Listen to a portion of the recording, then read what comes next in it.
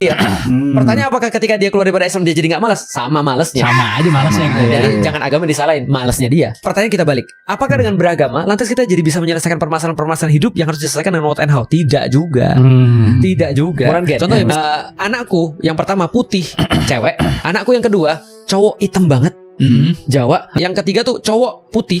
Ya berarti yang tersisa keempat adalah cewek hitam. Jadi kayak main papan catur tuh. Yang menarik lagi adalah yang anak keduaku namanya Koko gitu kan ya. Namanya Koko Sifar itu. Dia itu hitam banget dan gak akan mungkin ada orang yang kira bahwa dia tuh adalah orang Cina. Gak mungkin. Gak mungkin ya. Kalau cuma lihat doang. Tapi dia bawa genku. Dia bawa genku.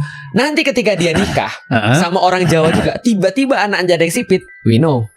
Kita tahu itu dapatnya dari mana. Dari bapaknya. Meskipun nggak kelihatan di dia kan. Di dalam riwayat-riwayat Adam tuh bawa banyak sekali tanah-tanah dari bumi. Jadi ketika Allah mengumpulkan seluruh tanah dari bumi, yang berwarna merah, yang berwarna kuning, yang berwarna hitam, semua dikumpulin jadi satu, dibentuklah Adam. Jadi kalau gampangnya pool gennya ini ada di Adam.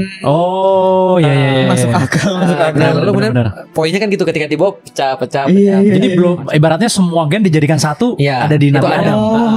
Di dalam Islam kita dibiarkan sekreatif mungkin. Makanya gitu di dalam masa kemasan Islam, seorang ulama paling hebat adalah seorang saintis paling hebat. Siapa itu, Ustaz? Nah, contoh misalnya yang kita kenal Al-Khawarizmi. Al-Khawarizmi itu seorang ulama juga. Al-Biruni itu juga ulama juga. Al-Kimia. Ibnu Khaldun termasuk Jabir Ibnu Hayyan yang menemukan kimia dan artinya ya itu sama yang terjadi karena tidak ada dikotomisasi antara agama dengan sains.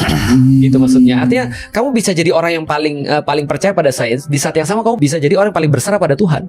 Kalau ada orang ngawur dan bodoh, dia beragama, dia akan menjadikan agama sebagai dalil untuk membenarkan kebodohan dan kengawurannya dia. Justifikasi ya. Orang malas masuk Islam, ditanya, kenapa kamu tidur-tiduran aja? Kerjaanmu main game terus. Gimana kamu bisa sukses kalau kayak gini? Mak nggak ngerti apa di dalam Islam. Semua sudah ditakdirkan Allah.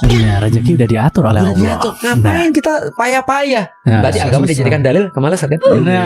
Nah itu karena dia ngawur dari awal sih. Dia mau beragama nggak beragama tetap ngawur dia. Pertanyaan apakah ketika dia keluar daripada Islam dia jadi nggak malas? Sama malesnya. Sama aja malesnya. Jadi jangan agama disalahin, malesnya dia. Pertanyaan kita balik. Apakah dengan beragama lantas kita jadi bisa menyelesaikan permasalahan-permasalahan hidup yang harus diselesaikan dengan what and how? Tidak juga. Tidak juga. Contohnya misalnya apakah ketika kamu sholat 100 rakaat per hari lantas ujian fisik kamu udah pasti lulus? Belum tentu ya. Kecuali bapakmu gurunya. Itu pun belum tentu. Kan harus melalui MK. Enggak. Gimana? Harus diubah dulu.